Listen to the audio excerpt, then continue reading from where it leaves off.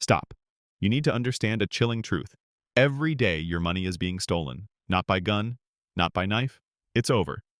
Not about to happen. Not about to happen. It has happened. The moment the United States turned its back on the United Kingdom, in chilling silence and public humiliation, marked the end of the so-called special relationship. Donald Trump just delivered a cruel verdict on Keir Starmer. For months, you were lulled into a false sense of security. The mainstream media reassured you that everything was fine, that the government was still in control, that London still had a voice in Washington. They lied. Deliberately. Systematically. And then the unthinkable happened.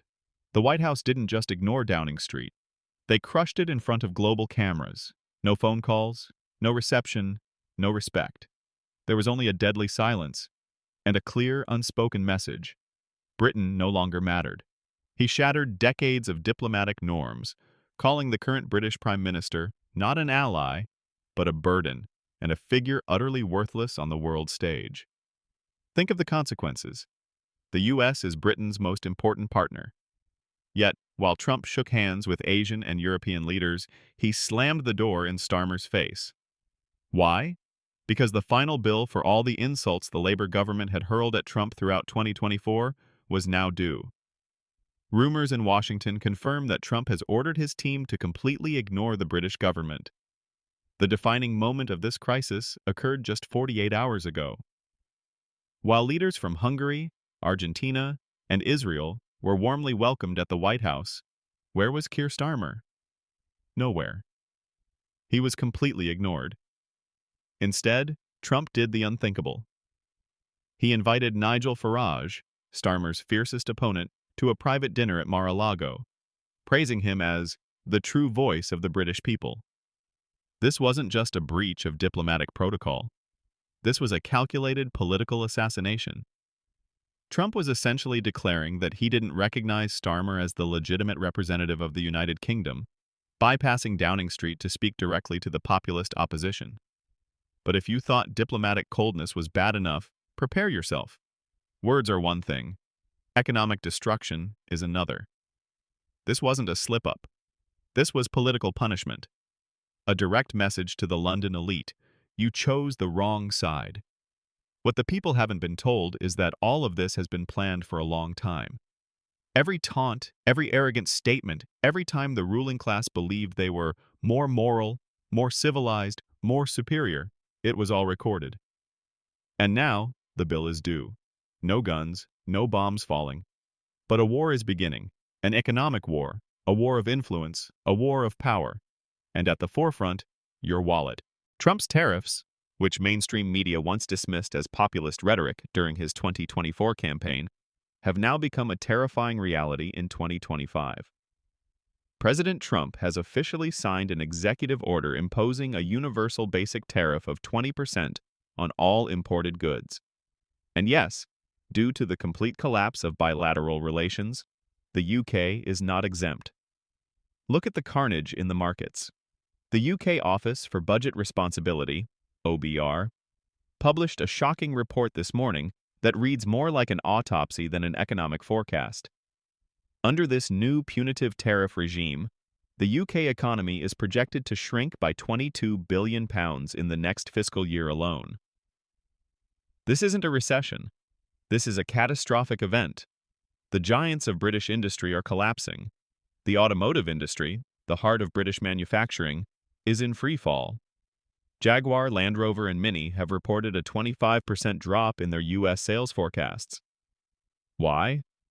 Because Americans won't pay an extra 20% for British cars when Trump makes American goods cheaper.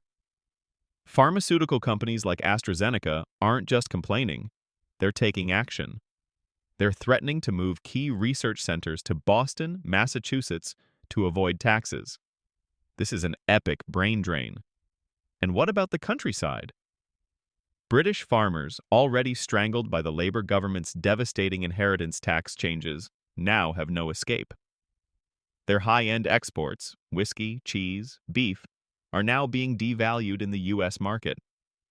Starmer promised a growth mission, but Trump single-handedly turned it into a recession nightmare. But here's the ugly truth.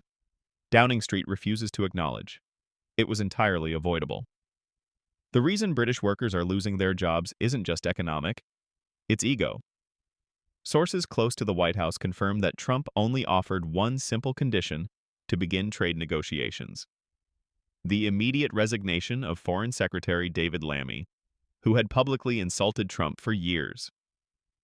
Trump demanded his head. Starmer refused. Starmer chose to protect his friend over the British economy. And now, you're paying the price. However, this conflict is deeper than trade. It's ideological. This is a clash between war and peace. Donald Trump has begun aggressively pushing a peace plan for Eastern Europe, cutting off the endless flow of money and weapons. He wants an end to the killing. But Keir Starmer, in a desperate attempt to maintain his international standing as domestic support crumbles, has frantically lobbied European leaders to continue the war machine, effectively undermining Trump's peace plan. We've got leaked transcripts from last week's NATO conference. Absolutely explosive.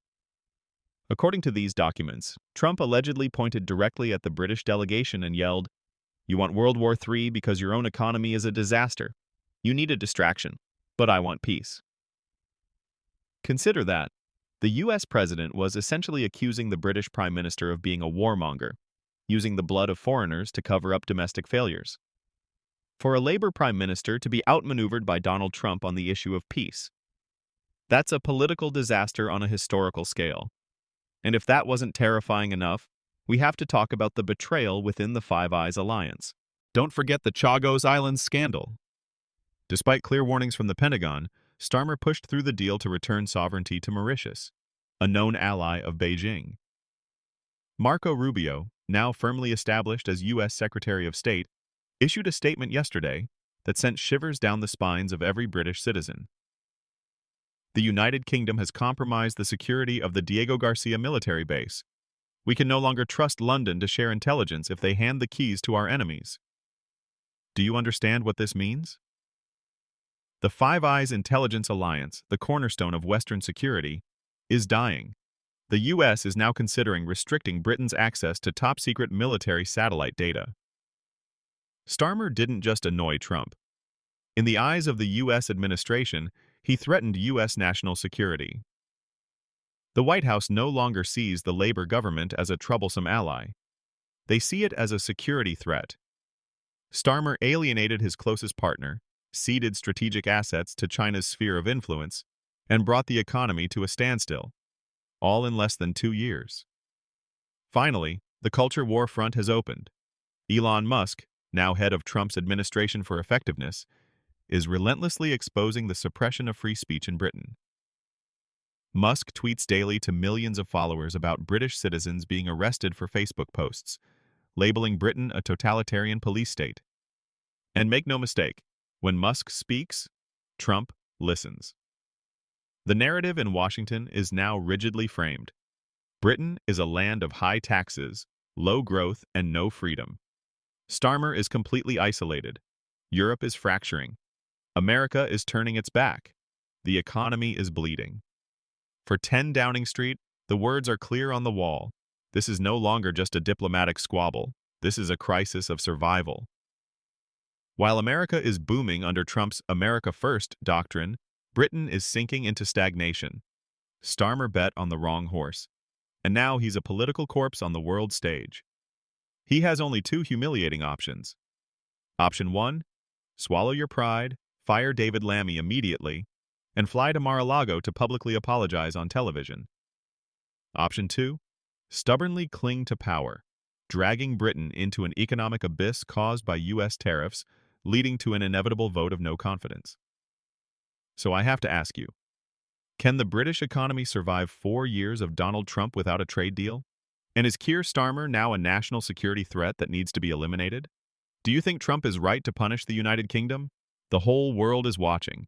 The pound is trembling, and Trump holds all the cards. Let me know your thoughts in the comments below. Goodbye, and see you in the next video.